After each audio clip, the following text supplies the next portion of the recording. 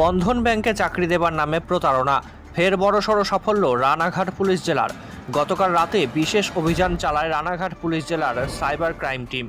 এদিন নদিয়ার Ranaghat Cooper's camp এলাকায় অভিযান চালায় রানাঘাট পুলিশ জেলার সাইবার ক্রাইম থানার পুলিশ প্রশাসন।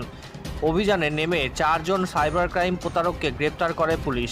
ধৃতদের নাম বিশ্বজিৎ হালদার, সমীর গুহ রায়, তন্ময় সরকার ও বিশ্বনাথ বিশ্বাস ওরফে রাহুল।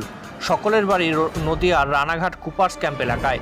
নদিয়ার রানাঘাট পুলিশ প্রশাসন সূত্রে খবর, ধৃত 4 জনের কাছ থেকে বেশ কিছু মোবাইল ফোন ও সিম কার্ড উদ্ধার করা হয়েছে এবং জানা গিয়েছে এই প্রতারকরা বন্ধন ব্যাংকের চাকরির জালিয়াতির সাথে জড়িত এবং তাদের সাথে আরও অনেকে জড়িত আছে বলে জানা গেছে।